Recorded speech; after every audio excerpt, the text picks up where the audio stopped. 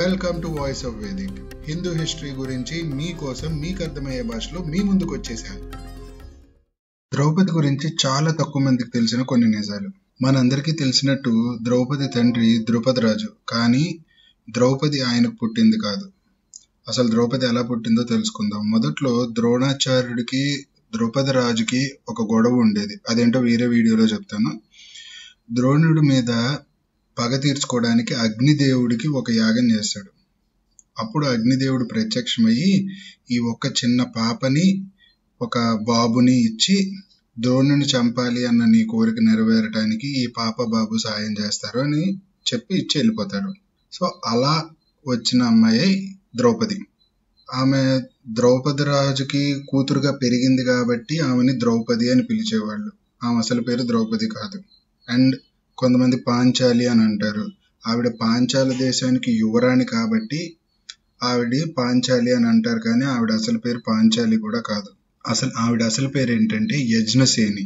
అగ్నిదేవుడికి యాగం చేస్తే పుట్టింది కాబట్టి ఆవిడికి యజ్ఞసేని అని పేరు పెట్టారనమాట. ద్రౌపదికి ఒక తమ్ముడు ఉన్నాడని చెప్పాను కదా, అగ్నిదేవుడు ఇచ్చిన వాళ్ళలో. అతని పేరు దృష్టద్యుమ్న. ఇతను పేరు మీరు వినే ఉంటారు, చాలా మందికి తెలీదు.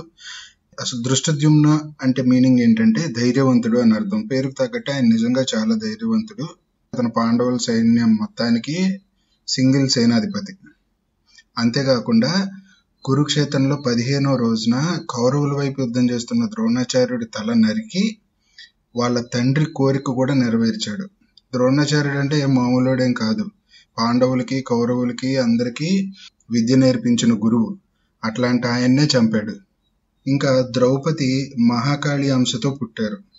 అంతేకాకుండా ఈవిడ్ని 4 దేవతలకి కామన్ అవతారం అని కూడా అంటారు. ఆ 4 దేవతలు ఎవరంటే శ్యామలాదేవి, లలిత త్రిపుర సుందరి అని కూడా అంటాం మనం. ఆవిడ శ్యామలాదేవి అవతారం అని అంటారు.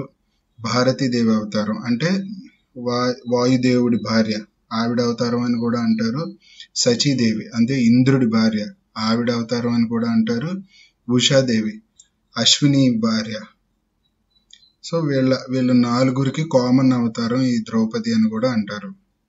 ఇంకా అంతేకాకుండా ద్రౌపది శివుడికి భక్తురాలు అనమాట. పెళ్లి కాకముందు ఏం జరిగిందంటే 14 క్వాలిటీస్ రాసుకొని ఈ క్వాలిటీస్ ఉన్న భర్తే నాకు కావాలి అని శివుడికి ఒక ఘోరమైన తపస్సు చేసి పూజ చేసింది. అప్పుడు శివుడు ప్రత్యక్షమయ్యి ఈ 14 క్వాలిటీస్ ఒకే మనిషిలో ఉండడం అనేది కష్టం. సో ఈ 14 క్వాలిటీస్ ఉన్న వాళ్ళని నీకు భర్తగా చేస్తాను, వాళ్ళు 5గురు ఉంటారు అని శివుడు అప్పుడే చెప్తాడు. ద్రౌపదికి అప్పుడే తెలుసు 5గురు భర్తలుగా వస్తారు అని చెప్పి. ఇంకో ముఖ్యమైన విషయం ఏంటంటే ద్రౌపదికి ఆర్చరీ అంటే చాలా ఇష్టం. ఆర్చరీ అంటే విల్లు విద్య అంటే చాలా ఇష్టం అనమాట. మేబీ అందుకే అనుకుంటా ద్రౌపది మిగిలిన వాళ్ళకంటే అర్జునుడితోనే ఎక్కువ ప్రేమగా ఉండేది అని అంటుంటారు. చాలా పురాణాల్లో రాసింది ఇది. ద్రౌపదికి కోపం కూడా చాలా ఎక్కువ. ఒక ఎగ్జాంపుల్ ఏంటంటే దుశ్శాసనుడు ద్రౌపదిని వస్త్రాపహరణం కోసం కురుసభకి తీసుకొచ్చేటప్పుడు ఆమె జుట్టు పట్టుకొని లాగాడు. అప్పుడు ఆమె వేసుకున్న మూడు ఊడిపోయింది. అప్పుడు ఆమె ఒక ప్రామిస్ చేసింది, దుశ్శాసనుడిని చంపి అతని రక్తంతో జుట్టు కడిగిన తర్వాతే మూడేసుకుంటాను అని. అప్పటి నుండి 13 ఏళ్ళు అలానే ఉంది. అంటే 12 ఏళ్ళు వనవాసం, 1 సంవత్సరం అజ్ఞాతవాసం వరకు ఎప్పుడు మూడేసుకోలేదు, అలానే ఉంది.